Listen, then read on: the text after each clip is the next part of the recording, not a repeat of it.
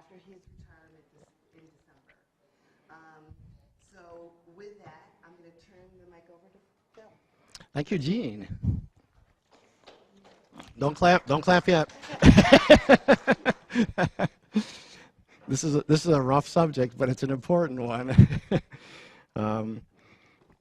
There's a bunch of administrative processes that you folks well, let me ask you this first. How many people here are from planning boards? Yeah, and how many are from zoning boards of appeals? Okay, there'll be a little bit on ZBA stuff here, but it's mostly geared towards what planning boards need to know. But there is an intersection between planning board work and ZBA work, so it's good for ZBA people to know this material as well. Can everybody hear me okay? Oh, okay. Maybe I should, is this better? No? Is this turned on?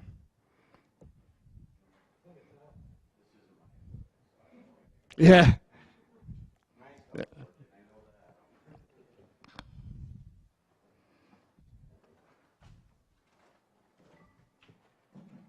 Check.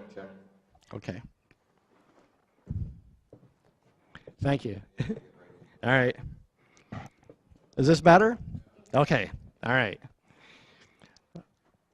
So we have mostly planning board people here, which is good because this is mostly who I'm aiming this towards. We have in planning work we have 5 administrative processes. That we have the major subdivision, the minor subdivision, the special permit, the site plan review, and the zoning appeal. The zoning appeals process is very different from the other processes. Being a quasi-judicial activity, there's a lot of things about the ZBA process which doesn't correspond at all to what planning boards need to use. So I want to limit what we're talking about to just the first 4. And in my opinion, the easiest way to get through this, to understand the important points, is to look at the most difficult process, which is the major subdivision process. So I'd like to go through that, and then I can show you the difference between the major subdivision process and the other ones. I think that's the easiest way to learn this, is comparing the processes to each other, because there's quite a bit of difference between them. So for this presentation, what I'm going to talk about is the processes that are established under the New York State statutes. And these may be a little bit different than what's in your local law, because in your local laws you may have some process that doesn't correspond to the state statutes. And if your processes are a little bit more complex or difficult than the state process, you might want to follow what's in your local law rather than what's in the state law. I'll give you an example. Many communities I've run across in this area have requirements for notifying neighbors of hearings. That's actually a fairly common practice that's in local laws. Well, the state statutes don't require that. Matter of fact, it's my recommendation that you don't put requirements like that into your local law. My recommendation always is that you keep your local law as simple as possible. Don't give yourself extra hoops to jump through.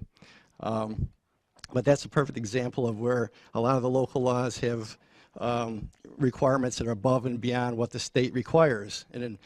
And so what I'm going to be going through tonight is just what the state law requires, okay, first of all. I'm also not going to get into some of the more involved SEQR processes. 90% of what you folks as planning boards will review are things that don't require advanced SEQR knowledge. And so I'd like to show you just what you do for the 90% of the things that you go through. And I'd like to show you the points where you need to call for extra help. Because if you guys get involved in what we'll be talking about as a type 1 action, or you get involved in doing a positive declaration saying that an environmental impact statement needs to be written, that gets into levels of things that I don't want to get into tonight. That's very complicated. You need to sit down and go through that. Whatever I told you tonight, you'd never remember. So I'm going to show you how you get through the simple process that you're normally going to use. And if you get off the tracks into something more complicated, then call for help. You can call the Tug Hill Commission, or you can call county planning, talk to your town attorney. There's a lot of resources out there that can help you with complex or advanced SEQR, State Environmental Quality Review Act, okay? So we'll take the major subdivision process and run through that. And then I'll show you how that differs from the minor subdivision. And then we'll compare that to site plan review and special use permits.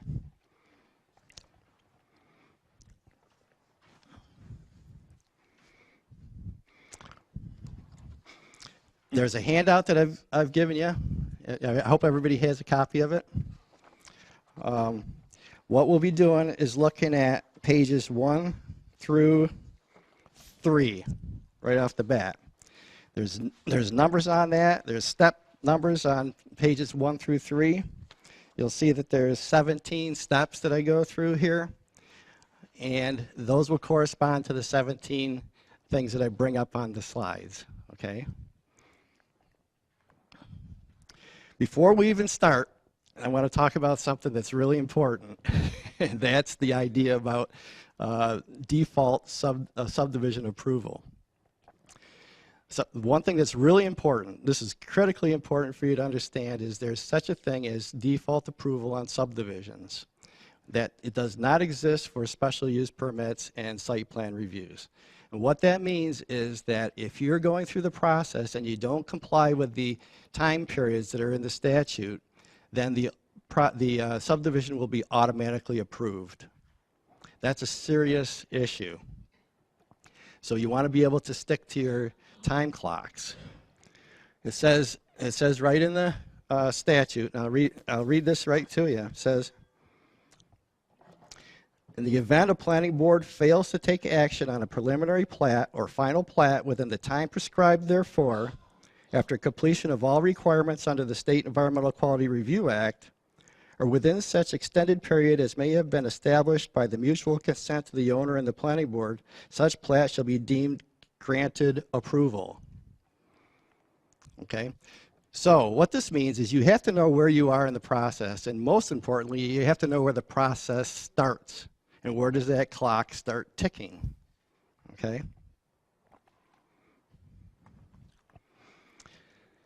The second part says the certificate of the, and then town, village, or city clerk as to the date of submission of the plat and the failure of the planning board to take action within the prescribed time shall be issued on demand and shall be sufficient in lieu of written endorsements or other evidence of approval herein required. Okay, so what happens is the developer sees that you've gone beyond the time period to hold a public hearing, or goes beyond the time period to make your decision, and all the developer has to do is go to the town clerk or the village clerk and say, I want my approval, and the town is obligated to give them the approval of the plat. So it's important not to screw up your time clocks here, okay? You have to know your time clocks, and you have to know where you are in the process. And it's important to be able to prove when you did the things that you did. So one of the things that I've included in your packet is on page 4, there's what we call a records checklist. Okay? Those are all the records that you should have for the most complex process, which is your major subdivision. And there's a place for you to put the dates of when you did everything and keep track of where you are, so that if a developer wants to challenge what you've done, you've got at least a starting place to know where, when and where to find the minutes or the records in the clerk's office or whatever you're looking for. You've got at least some notion that you did it, and there's a date that you did it. You can even put the location on there if you want to keep track of where you are. That'd be a big help for every project that goes through. So just to talk about how the subdivision process, just to give you an overview of the subdivision process, first before we get into the weeds of those steps. Let's look at what a subdivision process is. It usually involves three big steps. The first is usually an informal back and forth between the planning board and the developer, and in what's often called a sketch plan phase. Okay, and this is what a typical sketch plan looks like. It's just a drawing on a map, drawn to scale, and showing the idea that the developer has, the grand scheme of what they're proposing to do. It's not surveyed, or there's not a lot of money invested in this. It's just the ideas that the developer has that wants to get a read from the planning board about whether this is a feasible project or not, or what kinds of changes the planning board would like to see. In this example here, you can see where there's just a lot of handwriting in there where the planning board put their ideas down, change this, change that, and we'll have something that might pass a muster with our board. Okay? Completely an informal process. Then you get to what's called the preliminary plat, the first phase of submission. In the preliminary plat stage, you have the developer come in with a plat that's got all the information on it that shows whether the design is a good design or not. You'll have environmental information on there, and all assorted things. Like this one here has the contours on it, and you've got where there's drainage swales up here, and there might be you've got vegetation showing on here where the trees are, where the existing buildings are. All that type of information's on here. So it's all information that will help the planning board assess whether the design of the project is a good design or not, meets the goals of the community, and whatever. And then you get to the final, after the planning board approves this, the developer comes back with what's called the final plat, and the final plat's a clean plat. You'll see this just has the lots on it and the layout where the roads are. It's got the lots numbered and the dimensions of the lots and whatever. This is the plat that would be filed with the county clerk, put in the county clerk's office, and then the developer could start selling the lots. Okay, so that's what you have on your final plat, is just a clean map like that. Now, in step one, okay, we're talking about the informal back and forth between the applicant and the planning board. There's often times, in my experience, confusion about whether the actual review process has started or not. So you got to be very careful in making it clear that you are in an informal stage and that the clock hasn't started yet until you have a complete application. And getting to a complete application can take a long time, and it can involve a lot of back and forth between you and the applicant. So you want to make sure that the applicant understands when they're meeting with you, and particularly if they're dropping off things to leave with the board, that this is not an you're not accepting an application. Okay? If you want to ever ask questions during this, that's fine too. I'll be happy to take questions as we go along. Alex?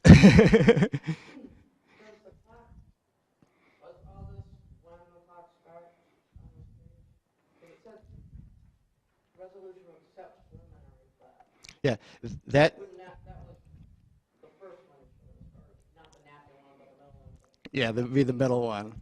Yep. Does that mean the clock started? Well, I'll get to that.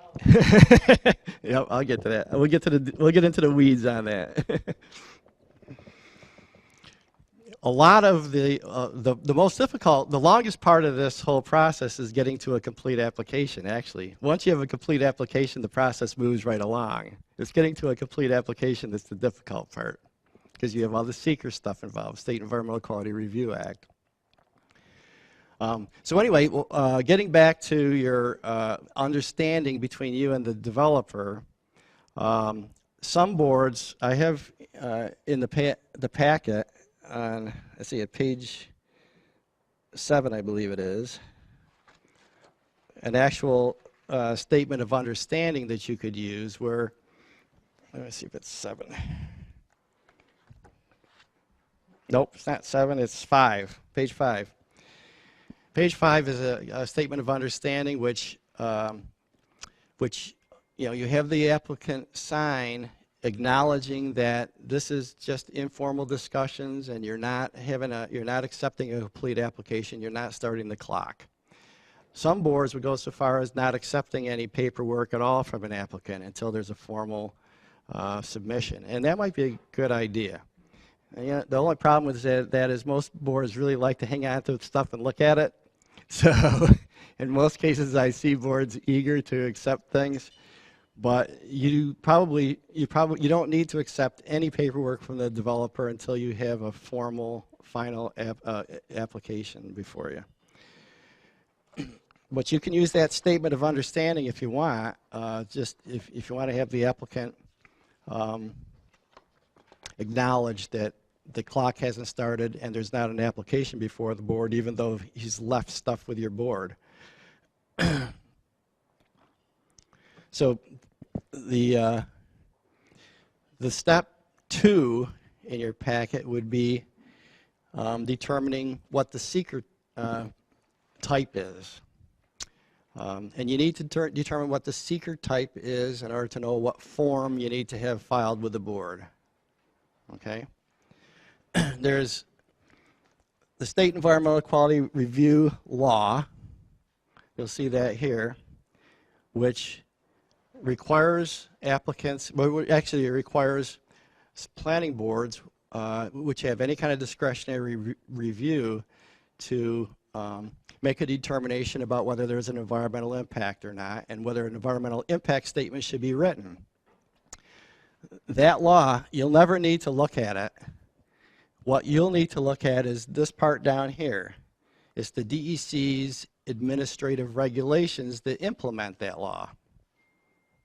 Okay, that is referred to as 6 NYCRR Part 617, and there's a website you can go to read what that is. It was just recently changed. It's rather difficult to get all that information now. There's a on the last page of the packet, on page 29 of the packet, there's a bunch of websites that you'll find useful, including a lot of the SEQR, State Environmental Quality Review Act, SEQR references that you'll need to have access to. So you'll need to know what's in Part 617 in some places. Now I've included some of that stuff in your packet. The absolute critical stuff I've put in your packet, okay? But under this SEQR law, there are 3 types of projects. You've got your Type 1 projects, which are the ones that are presumed to have some kind of environmental significance. Then you've got your Type 2 projects, which are the projects that are completely exempt from SEQR altogether, which for you lucky people on the ZBAs includes a lot of what ZBAs do. ZBAs, for instance, interpretations of the law are exempt, and variances for lot lines are exempt, and most of the activities related to 1, 2, and 3 family dwellings are exempt. So, and that's most of the work of ZBAs. So you folks are lucky. But you folks on the planning boards, you know, just about everything you do is going to be what's called an unlisted action, which is the 3rd type. It's not going to be a Type 1. And it's not going to be exempt. It's going to be what's called unlisted, okay?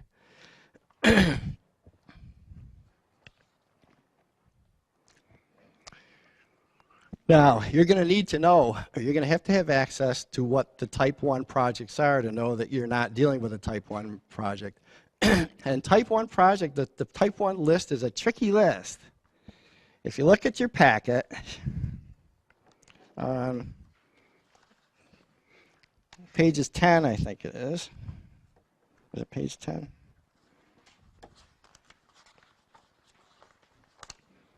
Yeah. If you look at page 10 and the top of page 11, I've put the SEQR Type 1 list in the packet. That's so important to have available. And anytime a developer comes before your board, you should have this handy. Okay? But I want to tell you what's tricky about it. If you look at, for instance, item 6, you'll see that it applies to what's on the type 1 list is facilities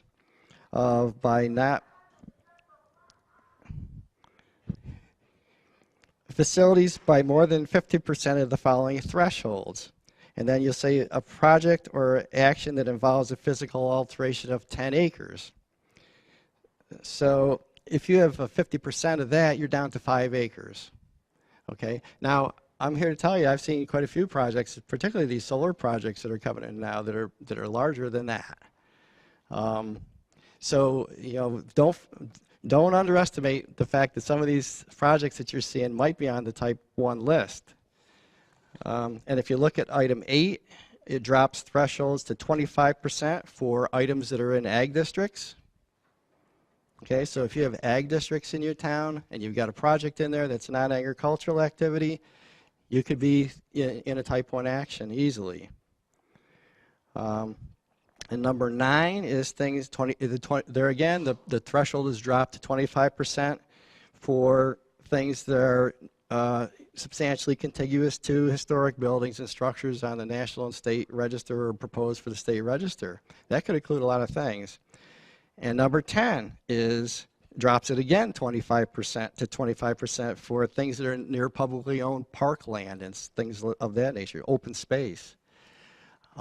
So don't assume just because something isn't a massively large project that it might not be on the type 1 list. This list is a tricky list. So you might want to have that handy. And this tells you got to have 2 things handy. You should have that type 1 list handy, and you should also have your ag district map handy. Okay? You should probably have those at every meeting, actually.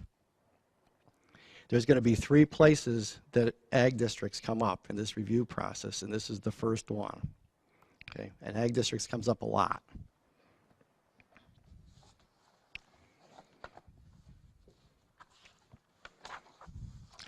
So the important thing is, at this point, is you got to figure out what form you need. If you have a type 1 action, one of the ones that's significant, you need to have the SEQR long form, and it's getting longer all the time. It's a fairly long form. If you have an unlisted action, you can use a short form. The planning board, you folks can always require a long form, no matter what the project is. The short form is a shortcut for projects that you deem you don't want a long form for, or for unlisted actions. Actually, the long form is a nice form because it includes a lot of information about the project. And as I often say, you can use the long form actually as your application form for most of your projects, and then just have a tracking form that goes with it. Use the long form if you have a complicated project, even if it's not a type 1 project. Usually, professional developers will provide you with a long form automatically. And many of them consider it easier to fill out, actually, in a lot of respects. There is what's called the EAF mapper on the SEQR website, on the DEC's website there, where you can put location information into the DEC website in 3 different ways, and it'll pump out a report for you on whether the DEC's records show that there's any kind of environmental significance to that site. So you can put location in by address, you can put it in through a map that they provide, or through the parcel data. And it will pump out a report for you. And like I said, professional developers, they'll be automatically pumping that report out for you to put in your, to add to the application. Okay? So the obligation, yes, sir.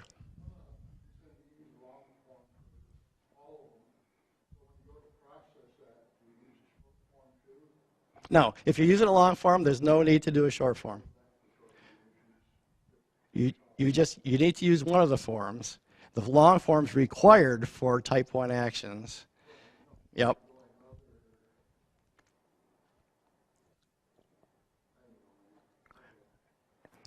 Yep. Yeah, the long form is required for type 1 actions, and that you can use a short form for everything else, but you're not obligated to use the short form at any time. You can always require the long form. Okay?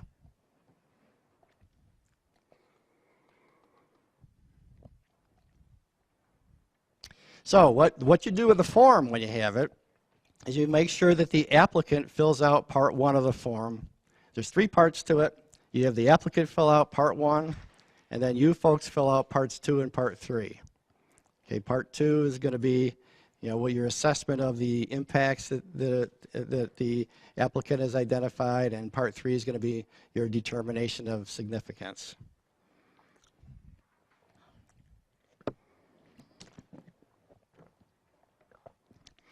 Now, the nice thing about the DEC website is that you can go on there and you can fill in the form right online. It'll pump out the report for you. And you can print the report right off the DEC website. It's a nice feature. I've been warned, though, that the one thing you want to be careful to do is put your location information in first, because I understand that if you fill out the form and then put your location information in, it'll wipe your form out. So be careful with that, okay?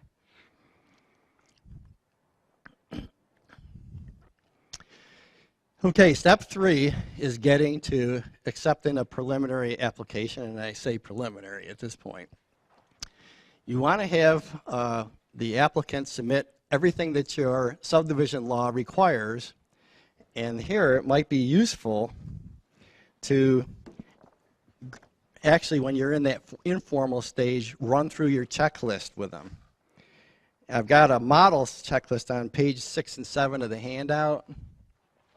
But you'll want to tailor this. This is just a model. It's not one for you to use. It's just to show you what one looks like. This page 6 and 7 would have to be tailored to your specific law. And that's an easy thing to do. All you do is pull out the section that says this is what we require the applicant to submit, and we put it on a form like this. Okay? You've got a checklist. So when you're going down through with the applicant, you say, we want this, we want that, we want the other thing. We don't need this, we don't need that, it doesn't apply to the subdivision. In other words, you have a little back and forth with the subdivider about what is going to be required on that application. So you want to have, you want to have at some point a resolution of the board in writing that says what items we're requiring, and you want to have a resolution that addresses the things that you're waiving. Okay? Virtually all the subdivision laws that I've seen, and the way we always write them, is it gives the planning board the power to waive submission requirements where they're not necessary. But you want to have something in writing that says this is what we're requiring and this is what we're waiving. And then you'll want to have the environmental assessment form, part 1. You want to have all that together as your preliminary application. Okay.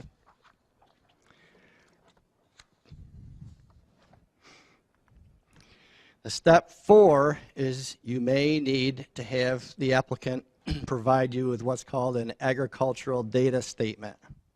Okay. If the proposed project is within an agricultural or near an agricultural district, then this form would need to be filled out. There's an example in your packet on page 18.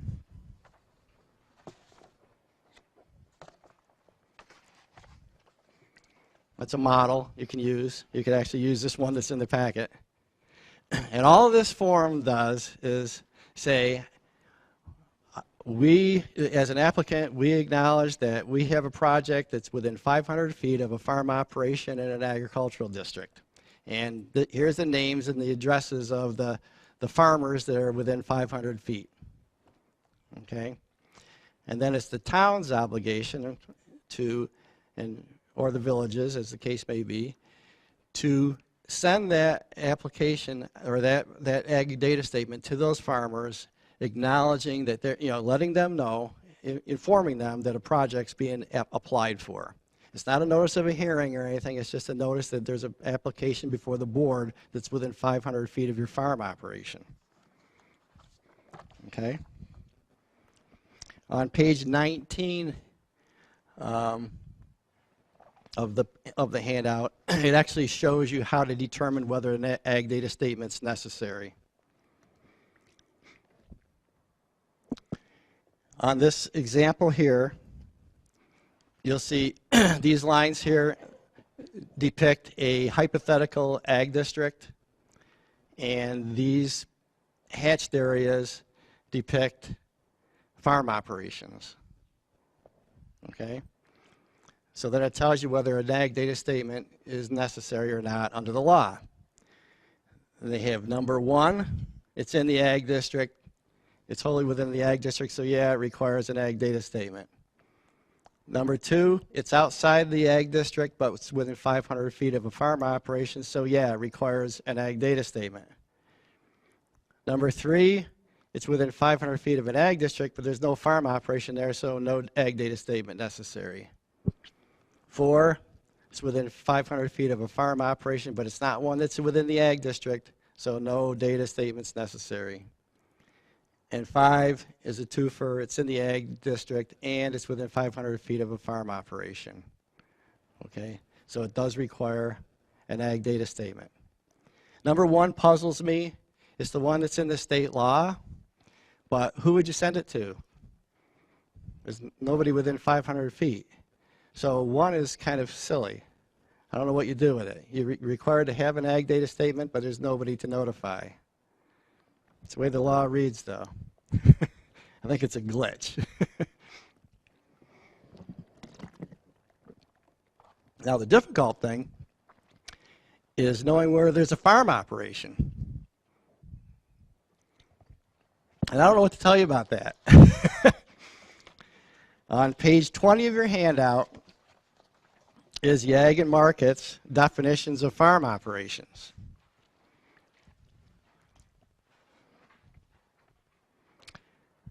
It gives you a number 11 at the top there is the kind of generic definition of a farm operation, but it refers to a lot of subcategories which are all defined there too.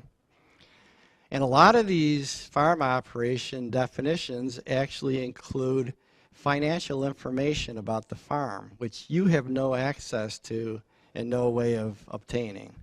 So it's actually impossible for you to know for sure whether you're complying with this law or not. Basically, you're kind of at the mercy of the applicant to provide you with what they think are farm operations. And if you think that you might want to include somebody else, just throw them on the list and include them too. But it's really not possible for you to know whether you're strictly in compliance with this. But that page 20 is the best I can tell you about what a farm operation is. Now, your obligation, as I said, as a municipality is to send out the ag data statement to those farmers. And this is the one place in the state statutes that allow you to actually charge the applicant the cost of the mailing. Okay, so have your clerk keep track of it, and you can bill the applicant for whatever that cost is.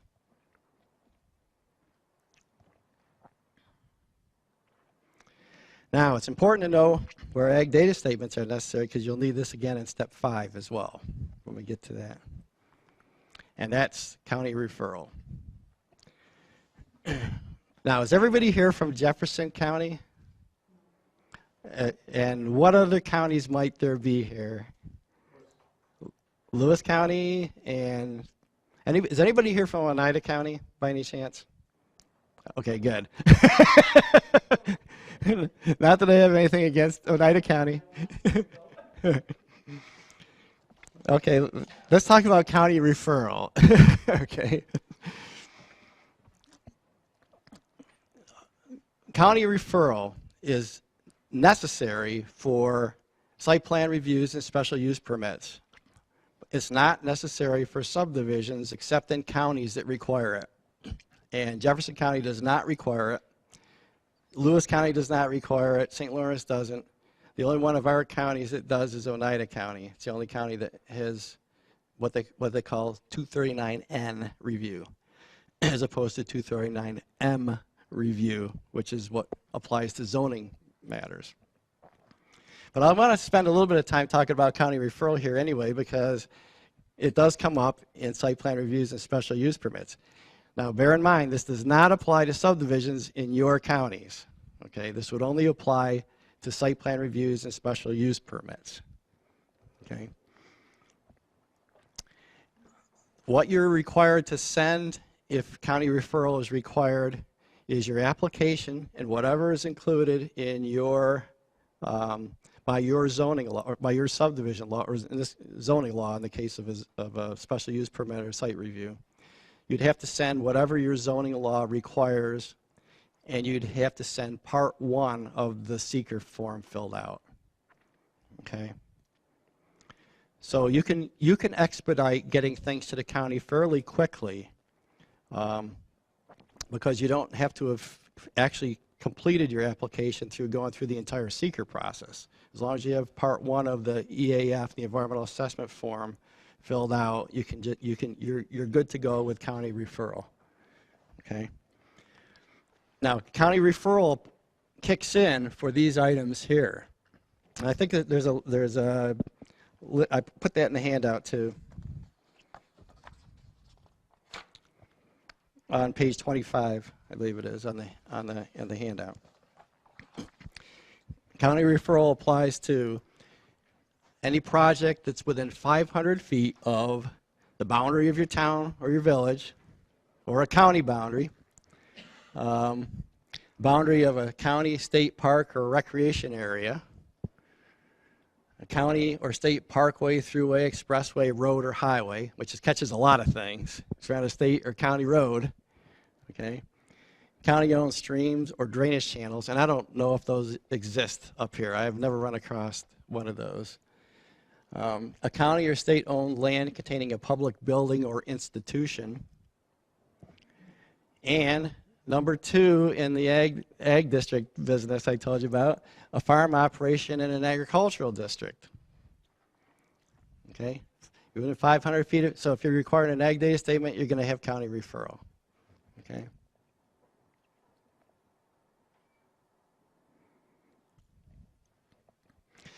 Now the whole idea here is that the county is better equipped to deal with regional issues. So if you have a project that is kind of intermunicipal in scope, then or affects state or county facilities, then the county's better equipped to give you recommendations. Now, the county only gives you recommendations. It doesn't have an approval. What it does is it will provide you with recommendations. The county has 30 days to give you recommendations from the time you submit it. And if you don't agree with those recommendations, you can actually override them by having a supermajority, which would be a majority plus 1 of your board. So if you have a 5-person board, you'd need four votes to override the county comments.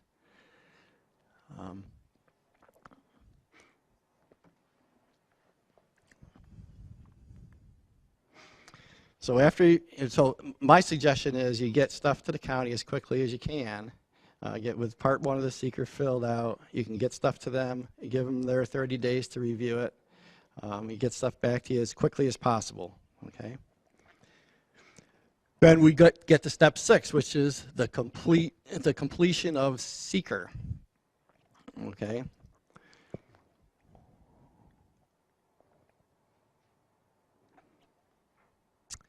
So the SEQR regulations and the state laws in the case of subdivisions say, well, an application for agency funding or approval of a type 1 or unlisted action will not be complete until a negative declaration has been issued or a draft environmental impact statement has been accepted by the lead agency.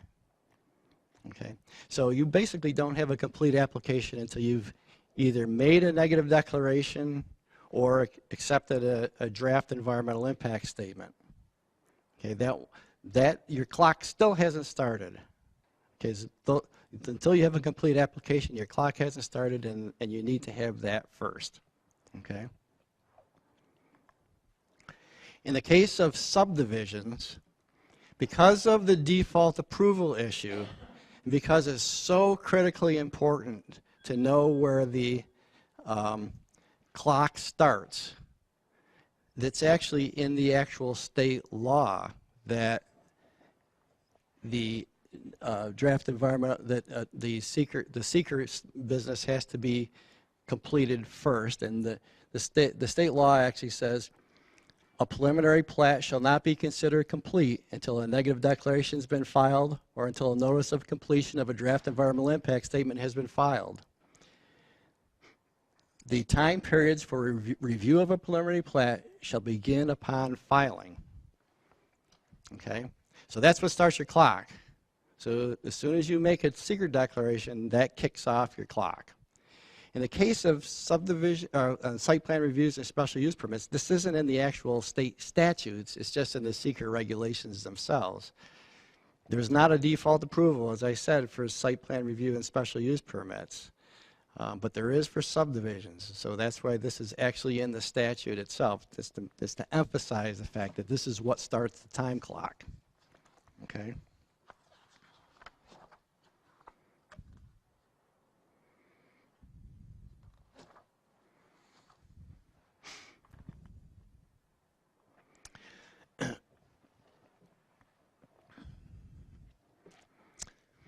So now what you've got to do to complete seeker is and this is the difficult part in my opinion of the whole process.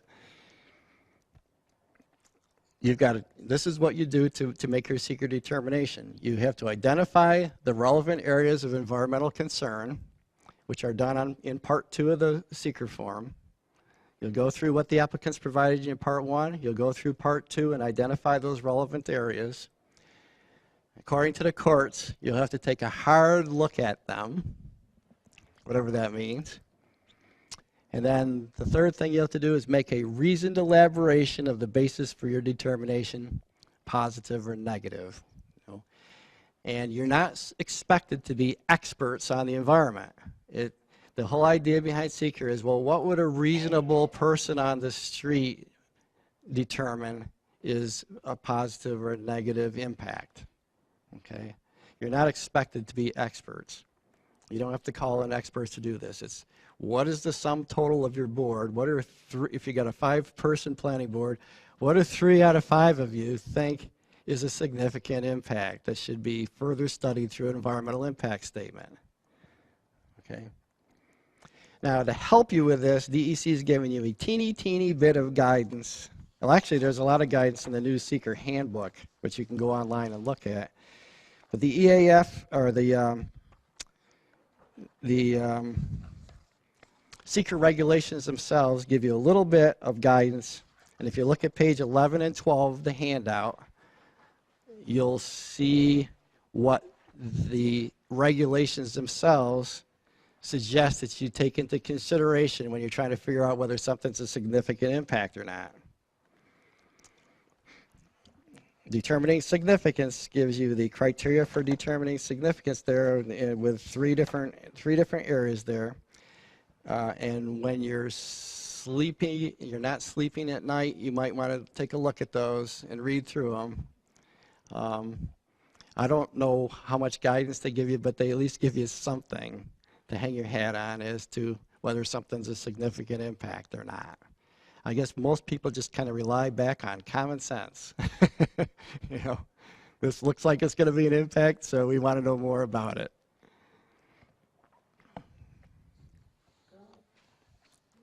Yes, ma'am. like you said, so only with subdivisions, the preliminary plat starts the clock, or whatever. What would be, I mean, with other things, could it be something totally different that starts the clock, or? All right, the question is, what starts the clock for special use permits and site plan reviews? The same thing. The same thing starts the clock as it does subdivisions. The only difference is that in the subdivisions, in the case of subdivisions, because of the default approval situation, it's expressly laid out in the New York State statutes. Whereas in the other case, for site reviews and special permits, it's only in the DEC regulations. Okay, but it's still exactly this. The practical matter is it's still the same thing that starts the clock in both cases. Okay. And the other difference, of course, is that if you if you screw up your clock for your site plan review and special permits, it doesn't result in a default approval. Actually, the applicant's recourse would be to sue you for a decision. And by the time they sued you for a decision, you've probably already made it anyway. So there's little risk, really, in blowing your clocks for site plan reviews and special permits. But there's a huge risk in blowing your clock for a subdivision. Okay?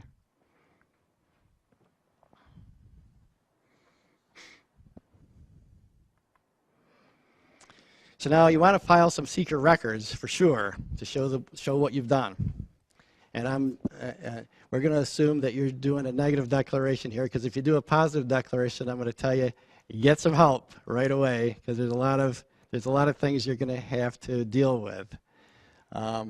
But for a normal review, or you have a project that's not having huge impacts, and you're doing a negative declaration on it after looking at it, you're not going to have any huge impacts, you're not going to require an environmental impact statement.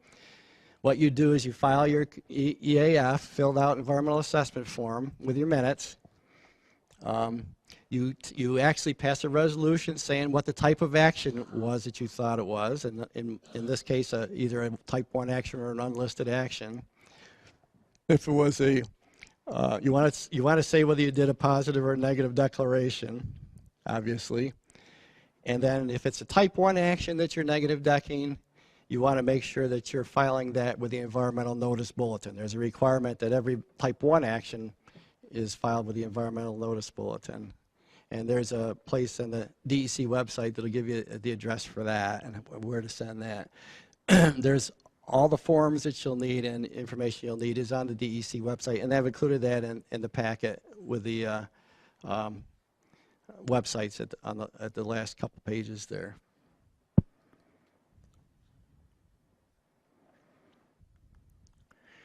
So what we're doing here, okay, just to give you a clearer idea of where we're going here and where to call for help, okay? You've got your action up here and you're making a classification of it, right? You're either doing a type 1, unlisted, or type 2. Type 2s don't require anything further. They're exempt from SEQR. You don't have to worry about it. And so you're actually just whipping around here to the end of the process. Okay, and that's what you guys on the ZBAs will be doing for a lot of your stuff. Okay, but you planning board folks are going to be either over here or over here. Most of what you're doing is going to be unlisted actions. It's not going to fall in that type 1 list unless you hit one of those tricky things with probably with the the percentage drop down. If you're in an ag district or you're next to a historic structure or something along those lines. For the unlisted action, you only need to do the short environmental assessment form, which is only 5. Oh, I've included that in your packet too. There is a short EAF in your packet, so you can see what it looks like if you've not looked at one. It's been revised a little bit as of January 1st, but it's not revised enough, in my opinion, where I would worry about making sure that you have the right form. The changes were all kind of sort of grammatical type things. They weren't of substance. But if you look at pages 13 through 17, there's your short environmental assessment form, what it looks like now. That's just a short one. But that'll be most of what you're dealing with. So you look at the short EAF, and Then you'll do your determination of significance, and you'll go to a negative declaration, and you'll be at the end of the SEQR process. Now, if you're in this track here and you get to a positive declaration, call for some help from somebody that knows what they're doing, okay? Because you're going to be doing a lot of work here if you're positive dec. For type 1 actions, like I said, you run across those occasionally. You'll have to do the full environmental assessment form, the long form, okay? And then you're going to have to do a coordinated review. And then you're going to go to determine, whoever's the lead agency in the coordinated review is going to have to do your determination of significance and do a positive or negative declaration. Now, a coordinated review. A coordinated review is where all the agencies that are doing SEQR are going to have to do it, are going to have to combine forces and decide who's going to take the lead on the whole thing. Okay? Now, when you're over here with unlisted actions, it doesn't matter how many agencies there are. Everybody's doing their own SEQR review on their own. You'll never see what they did. They're going to do their own negative decks. They're going to do their own findings and whatever, and that's all going to be filed, and you'll never see it. And but if you're doing a type 1 action, you got to get together with everybody and come up with what's called a lead agency. Okay. So what you'll do is if you have a type 1 action before your board, you're going to have to do the difficult task first of identifying who all the other agencies are. I think I have it on here. Let me see. Yeah, type 1 notes. If you're doing a type 1, the long EAF form, Part 1B, governmental approvals, is going to tell you who the applicant thinks are the other involved agencies. Do they need a DOT curb cut permit? Do they need a Department of Health approval? Do they need maybe a stormwater permit from DEC? All those things can come up. The applicant may or may not know what permits they need. And I've seen a lot of forms where the information on there is fairly wild. They'll include things on there that don't have any relevance to being an involved agency. They might have the town highway department on there where there's no curb cut permit required, or they might have the county planning department on there, which is really not an involved agency under SEQR. You'll see things on there that are spurious. So you're going to have to go through that, what the applicant puts there on Part 1B governmental approvals, and see what you believe are the actual involved agencies and cull through those. And then you'll have to contact all those agencies and tell them something like, we would like to be the lead agency, let us know if you decline, or we would like somebody to hold up their hand and be a lead agency, we'll do it if it's by default, or please let us know if you're really not an involved agency. You'll have to negotiate something with all these other agencies about who's going to be the lead. Usually, the local planning board is going to be the lead agency under SEQR because you have the broadest review power. You have the broadest scope over the project, whereas most of the other ones are going to be very specialized. They're going to be some little permit that's needed for one little aspect, whereas you're looking at the whole thing. So most of the time, the local planning board is going to end up being the lead agency on a SEQR. That's not the end of the world, though. The exceptions to that are cases where another agency may have very specialized knowledge that really is important to the project. And an example I can think of is mines. Mines often become type 1 projects. And DEC has a mine unit which has a lot of expertise in reviewing mines. So if you have a mine come into your town and it's a type 1 action, and you folks as a planning board might have broad review power over the mine, it's more than likely going to be DEC who ends up being the lead on it because they have the mine experts. So in specialized cases like that, you'll see other agencies take the lead on it. But as a general rule, I'd say most of the stuff's going to fall in the lap of the local planning board. So what you have to do is you send out part one of the SEQR form to the other agencies. You tell them what you'd like to see. And between you, you're supposed to have some kind of decision amongst you within 30 days. Okay. Now, SEQR includes a lot of deadlines, but they aren't really deadlines. They're kind of guidance, because all the court rulings on the SEQR deadlines is something along the lines that it's really important to do SEQR, and if you blow a deadline, it's, as long as you get done what you're supposed to get done, that's the important thing. Okay. They're not really hard deadlines. So, but anyway, the SEQR regs say figure out a lead agency amongst you within 30 days, and then whoever ends up being the lead agency makes a determination of significance, which applies to everybody. So whoever is the lead within 20 days is supposed to say, we're positive decking this, we're negative decking this, whatever. Okay. So if somebody else is the lead agency and you're not, they're going to take the load off your shoulders.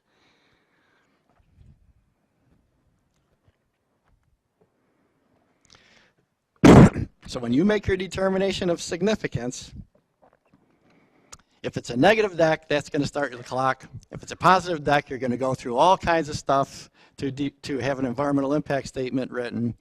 The new regulations that take effect January 1st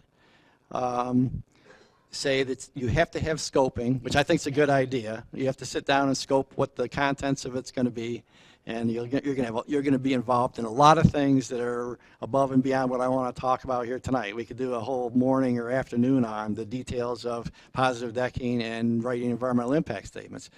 So my suggestion always, if you get into a type 1 situation or you get into a positive deck situation, just call for some help. Okay, don't try to do it alone. It's very complicated and it can get really nasty. So, but your clock's running now. Okay, let's assume your clock's running. And you've got step 7 here where you need some variances for this project. Okay. Now, variances can take, who knows how long it can take to get a variance for a project that needs variances. So you've got a subdivision before you, and a couple of the lots don't meet the zoning law requirements. So you have to have it go to the Board of Appeals for some variances. The Zoning Board of Appeals is under no obligation to look at it at any time, any particular time. Actually, the way the law is written is that the ZBA has to hold a hearing within a reasonable period of time, whatever that means. You know.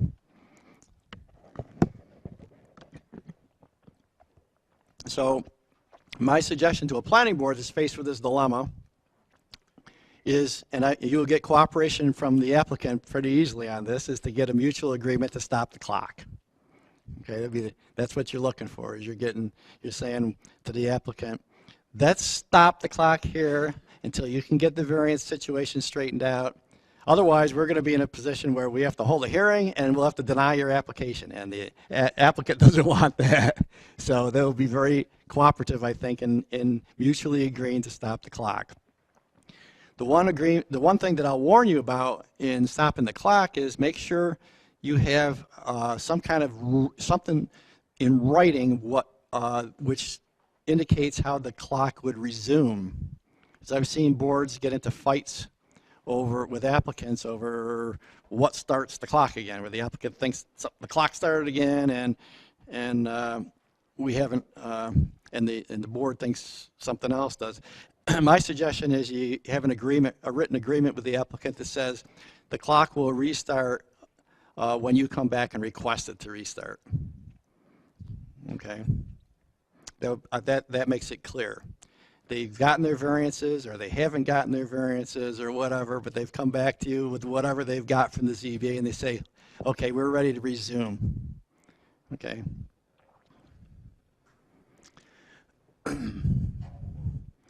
Now, if the ZBA is reviewing a project for variances, for area variances, because that's the only thing that's discussed in the statutes. The ZBA is obligated to ask you as a planning board for your recommendation in the case of subdivisions. Okay, this is not the case for special use permits or site plan reviews, but in the case of subdivisions, the ZBA is supposed to ask you for what your recommendation is. So be prepared to give the ZBA something that would be useful to them in making their decision. Looking at the 5 ZBA criteria, probably the 2 that would be most useful for you as a planning board to provide information on would be the 2 that deal with the environmental impacts on the site and the impact on the neighborhood and you know, all that business.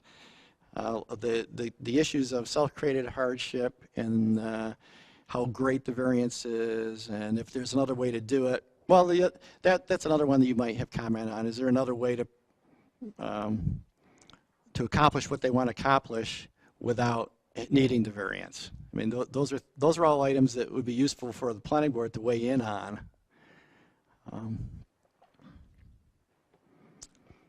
So when the applicant comes back with their variances, let's assume they get them. Okay. Then the clock resumes. They've asked for the resumption of the clock. They'll have what you're faced with is 62 days to hold your hearing, and you can keep your hearing open for up to 120 days. You don't have to close your hearing the day that you open it. Now, they make this in the statute clear because of the default approval issue. This is not in the statutes for site plan reviews and special permits.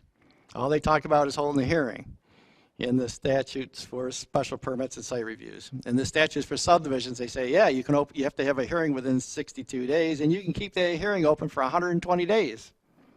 Okay? But there has to be some kind of cutoff on how long you can keep it open because of the default approval issue. They don't want you to keep it open forever.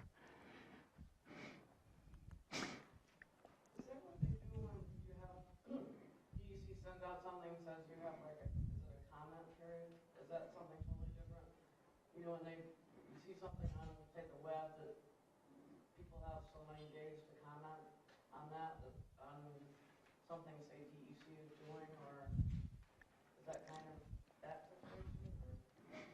The question is this the same as a comment period that another agency might have on some work that they're doing?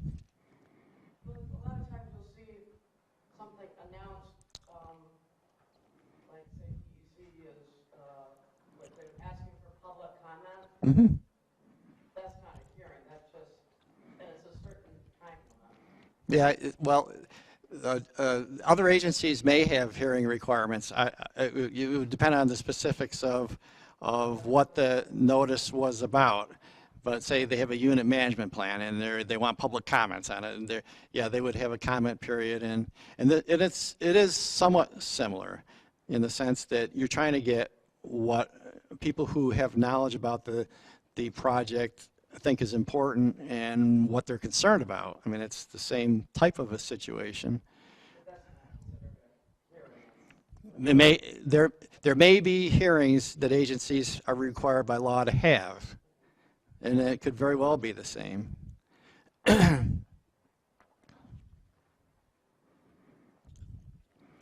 So once you get to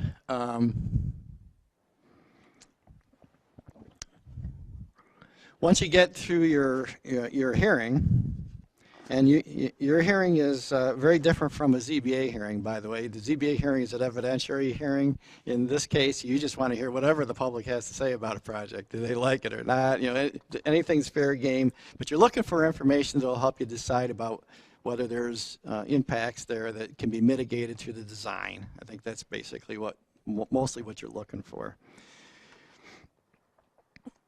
So now you have to act within, once you close your hearing, you're obligated to take an action to act with, you're supposed to make your decision within 62 days of closing the hearing. And your options are to approve with or without modifications or disapprove. Well, those are the options you have. And then any kind of action that's contrary to county recommendations requires a supermajority. We talked about that in terms of zoning issues. It does not apply to you for subdivisions, okay? And then if in the case of zoning issues, you need to address a county referral and reasons for contrary action. It does not apply to subdivisions. It only applies to site reviews and special permits, okay? Now, there's a bunch of certifications, notifications, and filings you need to do. The applicant, okay? You need to mail the decision to the applicant. That's what the state law says. A lot of times, the applicant will be at the meeting, you'll write it up, you can hand it to them. I don't know, well, maybe you can get away with that, I don't know. But the law says you need to mail it to them. Okay, the planning board clerk. The decision and certified plat must be filed within 5 business days with the planning board clerk. Now, most planning boards that I'm familiar with don't have a planning board clerk, but the law thinks you have one. So you need to have some place where you file your planning board stuff. Okay? And then the municipal clerk, the decision must be filed within 5 business days with the municipal clerk. Now, that's just the decision, not the plat. Now, you'll notice that the planning board clerk gets the plat, and the municipal clerk gets the decision. Okay, those are not the same things. The planning board needs to hang on to the plat, okay, because what's going to happen is now we're going to go to the final plat, and then you're going to have to be able to compare that preliminary plat to what they come back with for the final plat. So you're going to need it in your hands. You're not going to want to have it in the clerk's office or some other place, okay?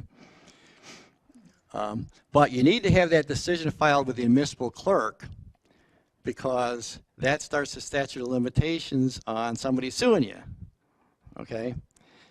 You want to get it there as quickly as you possibly can and get a date stamped by your municipal clerk because there's a 30-day statute of limitations on someone bringing in Article 78 if they dislike your decision. So the faster you get that going, the better off you are. So you want to file things as quickly as possible. Now the applicant comes back with the final plat, and the law says within 6 months it should come back. Or you can revoke the plat. If more than 6 months drags by, you can say, well, you got to start over again. Okay. And the clock starting on the final plat is vague. It's not like the preliminary plat where it's very clear. It just says the statute says the clock starts upon application. So I think basically whenever the applicant throws a plat in front of your board, that's going to start the clock, okay, on the final plat approval. But it's not as serious an issue with the final plat as it is the preliminary plat. Now, it may be necessary for you to hold a second hearing. You have to determine whether the final plat conforms to what you approved in the preliminary plat. If the final plat is consistent with what you approved in the preliminary plat, you don't have to have a second hearing on it. However, the applicant may have changed things a little bit. Maybe they found out in the 6 months that's gone by that they needed to revise the plat a little bit and come back. They might come back to you with something that has been substantially revised in some areas. You can still approve that as long as you hold a second hearing on it, okay? And the hearing requirements would be the same as they were for the preliminary plat. So you need to hold your second hearing within 62 days of accepting the plat, and you have to you can keep the hearing open up to 120 days. This is the original one. You have to act within 62 days of closing the hearing, or within 62 days of the submission of the plat if you're not holding a hearing. And then your options are to approve, conditionally approve with or without modifications or disapprove the plat. Now, I want to talk a little bit about what a conditional approval is. Okay. Oh, let's get through this first. Certifications, notifications, and filings. The applicant, again, gets their decision by mail, theoretically. The planning board clerk, the decision and the approved certified plat must be filed within 5 business days, okay, with the planning board clerk or whoever is you decide is in that role. Again, the municipal clerk should be notified within 5 business days to get that statute of limitations on getting sued going. The county planning board, you don't have to worry about that, but final action and reasons for contrary report within 30 days. This would only apply to site reviews and special permits. And the county clerk is an important one. The approved plat must be filed within 62 days by the applicant with the county clerk, or the plat's void. Okay. Now, conditional approval, a lot of people don't really know what a conditional approval is. Well,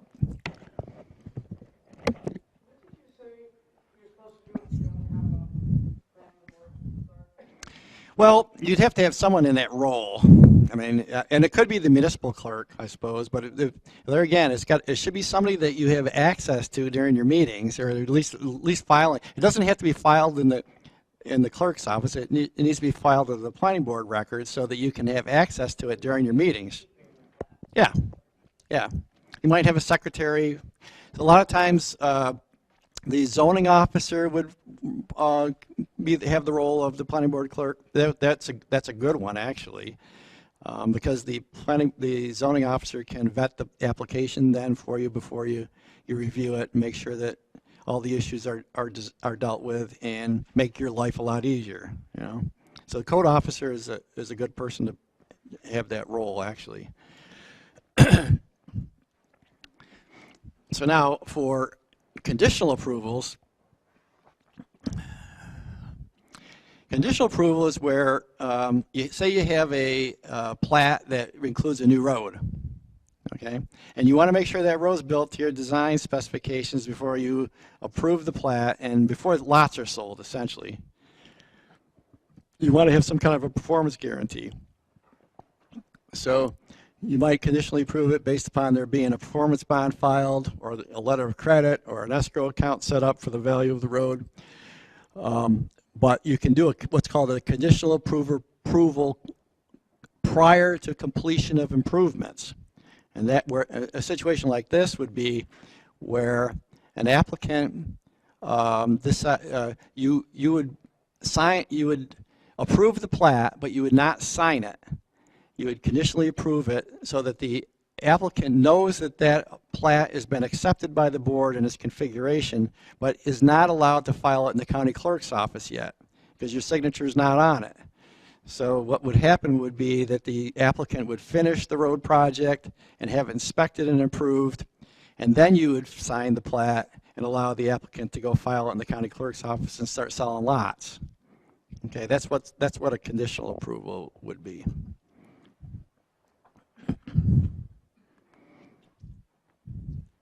So you have 180 days to sign the plat, but you can get 90-day extensions, and the law was changed a couple years back to allow you an unlimited number of 90-day extensions. So you can keep extending it as long as you and the applicant agree to keep extending it. And then the approval would be filed with either the planning board or municipal clerk, as however your municipal board is determined. Okay. Now your minor subdivision. Your minor subdivision actually is very simple. It's just what you're doing is you're actually going and just doing the final plat. Basically, you're doing the first part of the preliminary plat, and you're doing the final part of the final plat, and you're skipping all the middle part. If you look at the packet, let's see.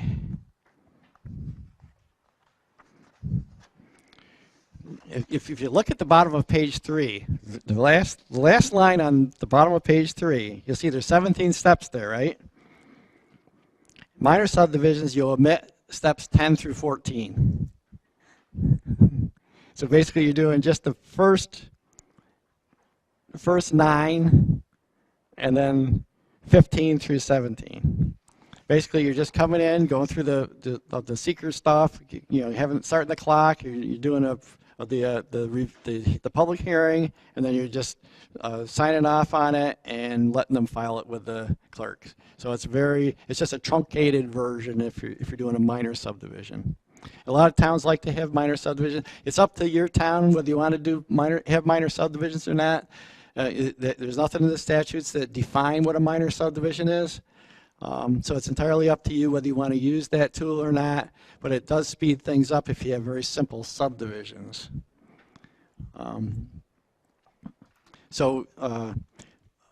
You can use that and define it however you want. The way I see it, like in rural subdivisions, you'll often see up to 10 lots are minor subdivisions, and in smaller towns or in more urbanized areas, you might see 1 through 3 lots as a minor, or maybe 1 through 5 as a minor, or something like that. But it's entirely up to you how you want to define that and how you want to use that tool.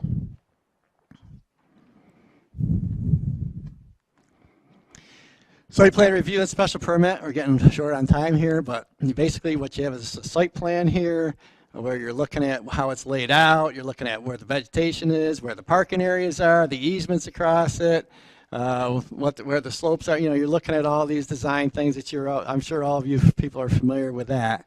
The procedural difference between a site review and a special permit and a subdivision is that you're talking about for site reviews and special permits, you're talking about a one-step process, okay? A site plan review may require a public hearing. The state law doesn't require a public hearing. Special use permit does require a public hearing every time, okay? It's entirely up to your local law whether you want to require site plan reviews to have hearings or not, or what thresholds you might want to have in your law for what requires a site plan review or not. And I see a lot of laws are written with a list of things in it that say the planning board could waive the hearing if it falls below certain thresholds. And that's perfectly fine for site reviews. For special permit, though, the law requires a hearing for everything. You have county referral for site plan reviews and special permits. You're supposed to submit it, including a notice of your hearing 10 days before the hearing. That's not something that's in the subdivision law, although it's not rigorously adhered to. but you're supposed to you're actually supposed to notify the county of your hearing. There's in the site review and special permits, if something's got to go for variances, there's no requirement. The ZBA is not required to ask you for your opinion about it as a planning board. And there's no established periods for how long you can hold a hearing open, as we discussed before. And the 120 days, the business isn't in there. So you can, I suppose what we're dealing with here is the whole reasonableness thing. You could probably hold your hearing open for any period of time that's reasonable. I mean, that's probably where we are with that. And then for special use permits and site reviews, there again, you got to mail your decision to the applicant. The municipal clerk you have to file your decision within 5 business days with the municipal clerk. And for the county planning board, final action and reasons for any contrary action must be reported to them within 30 days. Okay. All right, that's it. Is that enough? Is your head spinning enough? Questions? Where'd you guys get all that? All right. Oh, there's a question back there.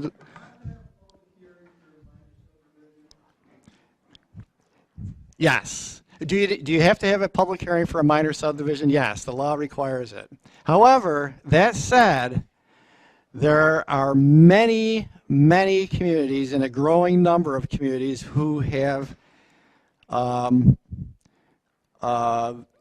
processes for small subdivisions, which they either don't call subdivisions or they provide waivers for the process. I know down in Oneida County you see a lot of subdivision laws which include a concept called a simple subdivision, which is something that wouldn't necessarily need a public hearing. If you define it as a minor subdivision in your law, the state statute says that you need a hearing for it.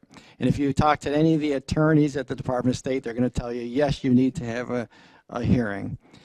But like I said, many of our communities are circumventing that in one way or another by either defining things differently or providing waivers.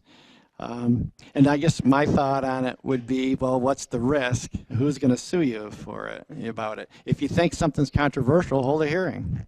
If any abutter is concerned about a subdivision, make sure you hold a hearing, just to cover yourself. That's the best I can tell you.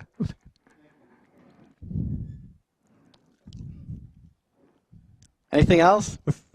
Yes, ma'am.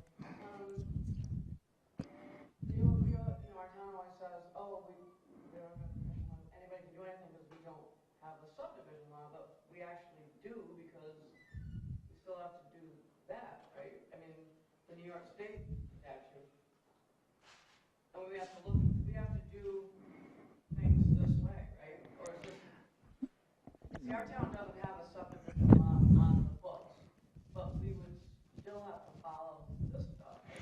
No, your planning board would have to be authorized by the town board to review subdivision plans. The question is, is the state subdivision statute self-actuating without having a local law in place?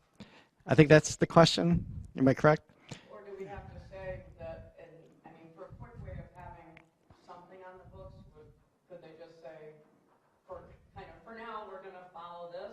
Oh, can you reference the state statutes in terms of process? Is that your question? Yeah, I mean, like right now, everybody's kind of under the impression that they can do anything because we don't have a subdivision law. But is there an easy way to kind of get something to follow? I mean, like saying that well, there's a lot of. The question is there some easy way to have subdivision controls? Yeah. Yeah, I mean there are a number of different model subdivision laws floating around, including the Tug Hill Commission having one, which lay out the process and give you some criteria to use in reviewing a plat. In order to effectively review a plat, you would need to have some criteria to judge a plat by.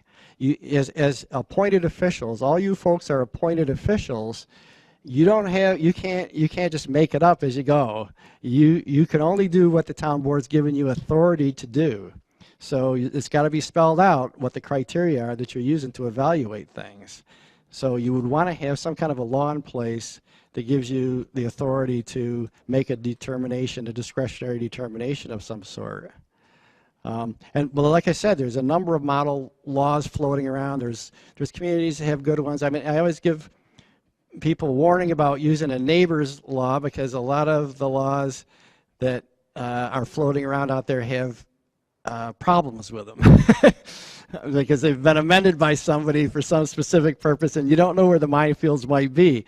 But there are plenty of examples out there, and there are probably some good ones that you could probably fairly quickly adopt, without a whole lot of trouble. It's easy to adopt a subdivision law because it only requires you to hold a public hearing and adopt it. You have to do a secret determination and hold a hearing and adopt it. So it's not a complicated process to do that. Any other questions? It's like 5 of 8. All right. Thanks, Val. Good.